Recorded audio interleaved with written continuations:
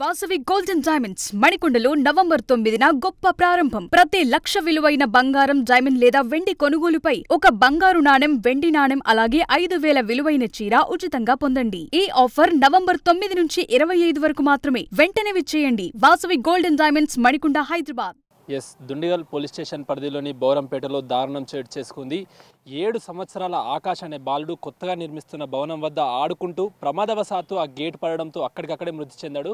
ప్రస్తుతం మనం దుండిగల్లోని అదే నిర్మాణంలో ఉన్నటువంటి భవనం వద్ద ఉన్నాం. ఇదే భవనం వద్ద ఆకాష్కి సంబంధించినటువంటి నానమ్మ, అదేవిధంగా తాతయ్య ఇద్దరు ఇక్కడ గత 4 నెలలుగా కూడా సెక్యూరిటీ జాబ్ చేస్తున్నారు. అయితే ఈరోజు వీళ్ళ ఇంటికి ఎవరైతే స్థానికంగా ఎవరైతే ఆకాష్ అదేవిధంగా వాళ్ళ తల్లిదండ్రులు ఉంటారో స్థానికంగా, సో వాళ్ళ నానమ్మని చూద్దామని ఇక్కడికి రావడం అయితే జరిగింది. ఇక్కడికి వచ్చిన తర్వాత ఇక్కడ ఆడుకుంటుండగా ఒక్కసారి అయితే గేట్ పడిపోయింది. మనం విజువల్స్లో చూసుకోవచ్చు. ఇదే గేట్ తన ఆకాష్ పాలిట యమపాశంగా మారినటువంటి గేటుని మనం విజువల్స్లో చూస్తున్నాం. ఇదే గేటు 7 సంవత్సరాల బాలుడు, అభంశుభం తెలియని బాలుడిని అయితే మృతి చెందింది. దాదాపు ఇది ఒక 350 నుండి 400 కిలోల వరకు ఉంటుంది. ఇంతటి వెయిట్ నార్మల్గా ఒక యువకుడు, అంటే ఒక ఫుల్ ఎనర్జీగా ఉన్నటువంటి ఒక యువకుడి పైన పడితేనే ప్రాణం పోతుంది. సో అలాంటిది 7 సంవత్సరాల బాబు పైన ఇంతటి బరువున్న గేటు ఒక్కసారిగా పడడంతో తనకు తీవ్రంగా రక్తస్రావమై అక్కడికక్కడే మృతి చెందాడు. అయితే మనం ఒకసారి విజువల్స్ కూడా చూసుకున్నట్లయితే ఇది పూర్తిగా కూడా నిర్మాణంలో ఉంది గేటు. ఈ గేట్ అదేవిధంగా బిల్డింగ్. అయితే ఈ గేట్ని కేవలం వారం రోజుల క్రితమే ఫిట్టింగ్ చేసినట్టయితే స్థానికులు చెప్తున్నారు. సో మనం ఒకసారి విజువల్ చూసుకున్నట్టయితే దీనికి ఓవరాల్గా ఎలాంటి ఫిట్టింగ్ లేదు. జస్ట్ గేట్ని తీసుకొచ్చి, ఇది వీల్ టైప్ గేట్ అనమాట. మనం ఇటు కార్స్ పార్కింగ్ వస్తున్నప్పుడు ఇలా పక్కకి జరిపి జస్ట్ లోపలికి కార్లు అయితే లోపలికి వెళ్తాయి. సో అలాంటిది అంతటి బరువు ఉన్న గేట్. అసలు ఆల్రెడీ ఈ బిల్డింగ్లో సేల్స్ కూడా జరిగాయి. ఒక 2 ఫ్యామిలీలు అద్దెకు కూడా ఉంటున్నాయి. అయినా కూడా బిల్డర్ పూర్తిగా నిర్లక్ష్యం వహించి ఇక్కడ గేట్ ఏర్పాటు చేసి కనీసం ఎలాంటి ఫిట్టింగ్ చేయలేదు. మనం ఒకసారి విజువల్స్ చూసుకుంటే ఏమీ లేదు. దీనికి సంబంధించినటువంటి సీలింగే కానీ రైలింగ్ ఏమీ లేదు. ఒకసారి మనం క్లియర్గా చూసుకోవచ్చు. జస్ట్ నార్మల్ గోడ ఉంది. ఈ రెండింటి బేరింగ్స్ మధ్యలో మాత్రం దీనికి సంబంధించినటువంటి గేట్ని ఏర్పాటు చేశారు. అంతే తప్ప దీనికి ఎలాంటి ఫిట్టింగ్ లేదు. అయితే దీనికి నిన్ననే ఈ గేట్కి పెయింటింగ్ జరిగినట్టు కూడా తెలుస్తుంది. సో ఆ పెయింటింగ్ జరగడంతో ఆ పెయింటర్స్ ఏదైతే ఈ గేట్ని యాక్చువల్గా ఇటు గోడకి అది ఆనుకొని ఉండాలి, ఎందుకంటే ఇప్పటికీ ఎలాంటి ఫిట్టింగ్ చేయలేదు కాబట్టి. సో ఆ గేటు ఈ విధంగా తీసుకొచ్చి ఇక్కడ ఆపి పెయింటింగ్ మొత్తం పూర్తి చేశారు. పెయింటింగ్ చేసి మళ్ళీ గేటుని లోపల పెట్టడం మర్చిపోయారు. సో దాంతో ఆ గేట్ ఇక్కడే నిల్వ ఉంది. అయితే ఈరోజు ఉదయం ఆకాష్కి సంబంధించినటువంటి అమ్మమ్మ ఊరు నుండి వచ్చింది. ఊరు నుండి రాగానే తను ఆ సంతోషం వాళ్ళ మమ్మీ డాడీని అడిగాడు, ఈరోజు నేను స్కూల్కి వెళ్ళను, దయచేసి నేను ఈ ఒక్కరోజుని ఎంజాయ్ చేస్తాను అమ్మమ్మ వాళ్ళతో అని చెప్పగానే అటు ఆకాష్ అదేవిధంగా తన తమ్ముడు అనుదీప్ ఇద్దరు కూడా ఆడుకుందామని ఇక్కడికి వాళ్ళ నానమ్మ దగ్గరికి అయితే వాళ్ళ అమ్మమ్మ అయితే తీసుకొచ్చింది. ఉదయం 7 గంటల సమయంలో ఇక్కడికి వచ్చారు. అమ్మమ్మ అదేవిధంగా నానమ్మ లోపలున్నారు. లోపలుండి ఆడుకుంటున్న సమయంలో ఇటు ఏదైతే అనుదీప్ లోపల ఉండిపోయాడు, ఆకాష్ మాత్రం బయట ఉస్కెలా ఆడుకుంటున్నాడు. ఉస్కెలా ఆడుకుంటున్న సమయంలో ఒక్కసారిగా మనకు తెలుసు ఉదయం నుండి వెళ్ళి కూడా ఈ గాలి తీవ్రత కొంచెం ఎక్కువగానే ఉంది. ఉండగానే తను ఇక్కడ ఇసుకలో ఆడుతున్న సమయంలో గేట్ ఇక్కడ ఉంది. ఎలాంటి ఫిట్టింగ్ అయ్యి లేదు. జస్ట్ కేవలం ఆ వీల్స్ పైన దీనిపైన బ్యాలెన్స్ అయ్యి మాత్రమే ఉంది. గాలి ఒక్కసారిగా రావడమే ఆ గేట్ అమాంతం తనపైన పడిపోయింది. అయితే ఇక్కడ మనం ప్రమాదవశాత్తు చూసుకున్నట్లయితే ఇక్కడ కనిపిస్తున్నటువంటి గ్రెనేడ్ రాళ్ళు ఏవైతే ఉన్నాయో ఇలాంటి ఒక రాయి ఈ ఇసుకలో ఒకటి స్టోర్ అయ్యి ఉంది. అంటే మరి అది ఎవరు బిల్డింగ్ చేశారు, అంటే ఏదైతే కడుతున్న సమయంలో అక్కడ వదిలేశారా, లేకుంటే దాంతో ఏదైనా అవసరం ఉంది అని వదిలేశారా మనకు తెలియదు. ప్రస్తుతానికి అయితే మనకి ఏదైతే అక్కడ రక్తస్రావం ఉంది కాబట్టి పూర్తిగా సంచులతో కప్పేశారు. అయితే అలాంటి గ్రానైట్ రాయి ఒకటి ఇసుకలో ఉంది. ఇసుకలో ఉన్న కారణంగా తను ఒక్కసారిగా ఆ రాయి పైన పడిపోయాడు. అప్పటికే తనకి ఆ పైన 400 కిలోల బరువు ఉన్నటువంటి గేట్ పడింది. తన కిందనే ఆ రాయి కూడా ఉంది. ఉండగానే అతను చాలా పసి వయసు, మనకు తెలుసు, లేతగా ఉంటాడు అప్పుడే. సో తలకాయ పైన అంతటి బడు, అంటే కింద ప్రెషర్ ఉంది, పైన అంతటి గేట్ ఉంది. సో అప్పటికప్పుడే పూర్తిగా కూడా రక్తస్రావం జరిగిందంటూ కూడా స్థానికులు చెప్తున్నారు. వెంటనే అలర్ట్ అయిపోయి అంబులెన్స్ కూడా కాల్ చేశారు.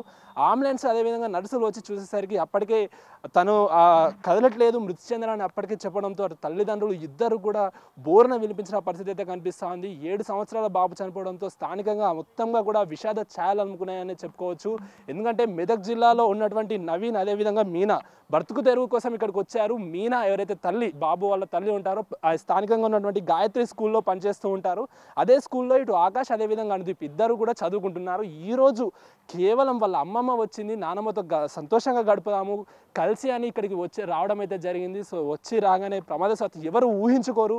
సో ఇలా జరిగింది. మొత్తంగానైతే తల్లిదండ్రులు అదేవిధంగా స్థానికులు చెప్తున్న దాని ప్రకారం పూర్తిగా ఈ ప్రమాదానికి కేవలము బిల్డర్ నిర్లక్ష్యమే ఉందంటూ కూడా చెప్తున్నారు. ఎందుకంటే వారం రోజుల నుంచి వెళ్ళి గేటు నిల్వ ఉంచి ఎలాంటి ఫిట్టింగ్ చేయకుండా వదిలేశారు. తర్వాత పెయింటింగ్ పేరుతో పెయింటింగ్ వేశారు, అప్పటికీ కూడా నిర్లక్ష్యం వహించి ఎలాంటి ఫిట్టింగ్ అయితే చేయలేదు. సో దాంతో ఆ బిల్డర్ నిర్లక్ష్యం వల్లే మా బాబు చనిపోయాడు, న్యాయం జరపాలంటూ కూడా వాళ్ళ తల్లిదండ్రులు అయితే కోరుతున్న పరిస్థితి కనిపిస్తోంది.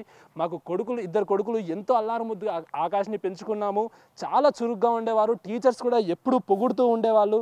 సో అలాంటిది ఇప్పుడు బాబు ఒక్కసారిగా చనిపోవడం మాకు ఏం అర్థం కావట్లేదు, మా జీవితం ఎలా జీవించాలి ఏంటి అని కూడా చెప్తున్నారు. ఒక్కసారిగా తన చిన్న కుమారుడు ఎవరైతే అనుదీప్ ఉంటాడో కూడా అనుదీప్ కూడా మొత్తంగా షాక్కు గురయ్యాడు. ఎందుకంటే అప్పటి వరకు తనతో ఆడుకున్న తన అన్న ఒక్కసారిగా కూడా రక్తపు మడుగుల్లో కొట్టుకుంటూ కనిపించేసరికి తను కూడా ఇంకా షాక్లో ఉన్నాడు. ప్రస్తుతానికైతే పోస్ట్ మార్టం నిమిత్తం ఆకాష్ని ఆసుపత్రికి తీసుకెళ్లడం అయితే జరిగింది. ఒకసారి ఎందుకు అని అంటే మనము ప్రతిసారి పిల్లలు ఆడుకుంటున్న సమయంలో పోలీసులు అదేవిధంగా అధికారులు ఎప్పటికప్పుడు చెప్తూనే ఉంటారు, పిల్లలు ఆడుకున్న సమయంలో మనం ఎంత బిజీగా ఉన్నా కూడా ఒక కన్ను ఎప్పుడూ కూడా పిల్లల వైపు నుంచి గమనిస్తూ ఉండాలి. వాళ్ళు ఎక్కడికి వెళ్తున్నారు, ఎక్కడ ఆడుకుంటున్నారు, ఏ సిచ్యువేషన్లో ఉన్నారు, దగ్గరలో ఏమైనా ఇలాంటి భారీ గేట్లు ఉన్నాయా, బావులు ఉన్నాయా, సంపులు ఉన్నాయా, తరచూ చూస్తూనే ఉన్నాం, తరచూ చెప్తూనే ఉన్నాం. ఇన్ని ప్రమాదాలు జరిగినప్పటికీ తల్లిదండ్రులు ఖచ్చితంగా జాగ్రత్తగా ఎప్పుడు ఒక కన్ను వాళ్ళ పిల్లలపై ఉండాలి అని చెప్తున్నారు. ఎందుకంటే అలాంటి ఒక ఘటనని కొంచెం నిర్లక్ష్యం, అటు బిల్డర్ నిర్లక్ష్యము అని చెప్పలేము, అదేవిధంగా తల్లిదండ్రుల నిర్లక్ష్యం అని కూడా చెప్పలేము. ప్రమాదం జరిగిపోయింది,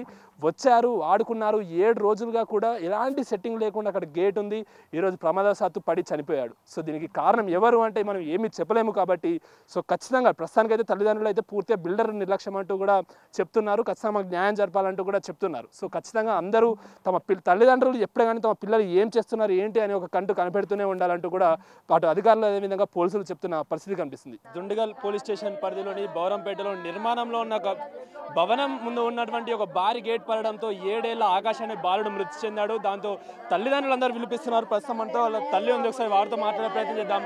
అమ్మాయి అసలు ఏ సమయంలో జరిగింది ఏంటి, మీకు ఎప్పుడు తెలిసింది? నేను స్కూల్కి పోయినా, స్కూల్కి పోతే ఫోన్ చేసింది మా అత్తమ్మ ఇట్లా గేటు పడ్డదని. స్కూల్కి రమ్మంటే రానన్నాడు నా కొడుకు, ఇవాళ రాను మమ్మీ రానని అలిగిండు ఒక్కందుకే. ఆయన సరే కాంతి ఎగ్జామ్స్ అయిపోయినాయి అనుకున్నా, ఇట్లా గండ మాసి అనుకోలేను, నా కొడుకు గండ మాసి అనుకోలేను.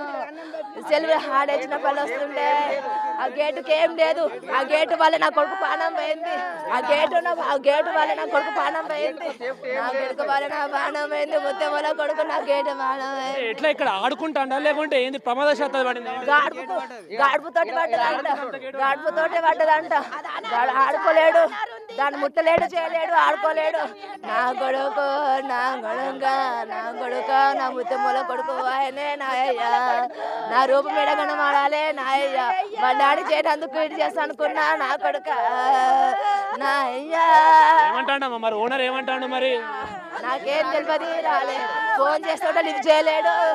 ఇంకా వాచ్మెన్ ఉంటే వాళ్ళ జీబుట్లో పోతున్నాయి, రాడా ఇప్పటికల్లా పసిపిల్లగాడు పోయింది జీవి, రాడా ఇప్పటికి రాడా, ఓనర్ రావాలి కదా ఇప్పటి వరకు, ఓనర్ ఇంకా రాలేడు ఇప్పటికి, కనీసం పెట్టదు కూడా కనుక్కోలేడు, కనుక్కోలే, పసిపిల్ల ప్రాణం పోయింది. ఎంతమంది అమ్మా నీకు పిల్లలు, ఎంతమంది? కొడుకులు సారు, 2 కొడుకులే, 2 కొడుకులు, ఇక పెద్ద కొడుకు ఫస్ట్ క్లాస్ చదువుకుంటుండు, నా కొడుకు ప్రైవేట్ చదివించుకుంటున్నా నాయమ్మ, ప్రైవేట్. మరి స్కూల్ కి పంపించలేదు ఈరోజు పంపించలేను. ఎట్లుండేటోడమ్మా ఆకాష్, ఎట్లుండేటోడు? మంచిగా ఉండేటోడు. టీచర్లు అందరు వచ్చారు ఇప్పటి దాకా, టీచర్లు అందరూ వచ్చి చూసుకొని వేరు, టీచర్స్ అందరికి వచ్చారు, టీచర్ల కాడికి వచ్చారు, మంచిగా చదువుకుంటుండే, నా కొడుకు మంచి చదువుకుంటుంటే ఈ రోజే రానని చెప్పిండు నా అయ్యా, శరణ్ నా అవ్వ, నా కొడుకు. అంటే కాదు, ఇక్కడికి ఎందుకు వచ్చిండు అసలు పిల్లాడు? మా అత్తమ్మ వాళ్ళు ఉంటారు, ఉంటారని వచ్చిండు, పాపమ్మ దగ్గరకు వచ్చిండు సారు. వచ్చేటక్కడ గాలికి పడ్డదంట, పడంగానే ఇట్లా కింద పడి, ఆ కింద రాయి ఉన్నది, రాయి మీద తలకాయ ఉంది, అయిపోయింది, అది పడంగానే మొత్తం మీద అయిపోయింది సారు. అంబులెన్స్ ఇట్లా వచ్చే సమయానికి అప్పటికే అయిపోయింది సార్, అప్పటికే అయిపోయింది సార్. ఇక కనిపించలేడు మా పిల్లగాడు, మాకు చిక్కలేడు సారు. గారిందంట, నోట్లకెంచి మొత్తం ముక్కులకేం గారిందంట, బ్లడ్ అంతా పడ్డదంట. ఇప్పుడు తెలిసిందమ్మా మీకు? మరి నాకు 11:30కు తెలిసింది సారు.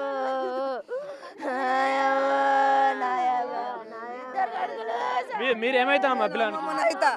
నేను ఊరికెళ్ళి వచ్చిన సారు. అయితే నేను బిడ్డ తనకి పోతుంటే అలా మమ్మీ కాలు పట్టుకుని మమ్మీని ఇలా పోనని పొద్దునే మమ్మీ ఇలా నేను అమ్మ మీరు ఊరు నుండి వచ్చింది కాబట్టి ఇలా పిల్లగాడే బడిపోలే పోలేడు పోకపోతే మరి ఆ బిడ్డని తొలకపోతా అంటే వద్దు మమ్మీ ఆడికి వీడికి మా నాన్నమ్మ దగ్గరికి పోతా అని ఇక దానికి నాకు జ్వరం వచ్చింది సారు జ్వరం వచ్చి నేను కూడా తీసుకురాలేను ఇక అన్నం తినబెట్టింది వాళ్ళ తమ్మునికి గింత ఆయన గింత తిని ఇక పోదామే అమ్మమ్మ అంటే నాకు శాతం అయితే లేదు బిడ్డ శాతం కాదంటే నువ్వు అట్లా ఎందుకు చేస్తున్నావు అమ్మమ్మ అని ఇక ఆయనకు మా నాన్నతానికి పోతా అని వచ్చింది సార్ అంటే బాబమ్మని చూడాలంటే మీరు ఇద్దరు పిల్లల్ని పట్టుకొని నేను వచ్చి నాకు శాతం కాకు రోడ్డు దిగంగానే ఒక్కంతకు వచ్చి పొదలకి వెళ్ళి నాని అంటే ఇంట్లో పడ్డాడు ఇక రాగురు బిడ్డ అంటే కూడా ఆగకుండా వచ్చింది సార్ అంటే ఆడుకుంటా లేకుంటే ఏంది ఇక్కడ ఆడుకుంటా చిన్న వాళ్ళ నాని చూస్తానికి వచ్చింది ఇక నాకు ఎట్లా తెలియదు నాకు అరే ఫుల్ జ్వరం వచ్చింది సారు ఇది ఘోరం జరిగింది సారు నేనేం లేదు నా బిడ్డ స్కూల్లో పోయింది సారు వాచ్మెన్ లెక్క ఉంటారు సారు బతకనీకి వచ్చిర్రు వాచ్మెన్ కు ఉంటారు అయితే పాపం అంటే మీరు నానమ్మనా నేను నాయనమ్మను అయితే నేను కూర పని మీద వేస్తున్నా ఉరికొచ్చిర్రు ఉరికొస్తే నేనన్నా లిఫ్ట్ ఆన్ లేదు నాయన లిఫ్ట్ కు బండలు వేసిర్రు అక్కడ పోకుర్రి ఇక్కడనే ఆడుకోరు అంటే ఇక్కడనే ఆడుకుంటాం నాయన అని ఉసుకెళ్ళి ఆడుకుంటారు అయితే ఒక పెద్ద ఆయన ఆడుకుంటుండు చిన్న ఆయన నా తను ఉన్నాడు అయితే అది లోపలికి చిన్న ఆయన ఉరికొచ్చిండు ఉరికొచ్చి నాని అన్నం మీద గేట్ పడ్డదన్న అక్కడికి ఉరికొచ్చిన వరకు గేట్ లేవడితే రాలేదు లబ్బ మొత్తుకున్నా ఆ బిల్డింగ్ ఇక్కడ వచ్చి అయితే లేవట్టిరు లేవట వరకు అయిపోయిండు రక్తం మొత్తం కారుతుంది మీరు ఎన్ని నెలల నుంచి చేస్తారు సెక్యూరిటీ 4 నెలలు అవుతుంది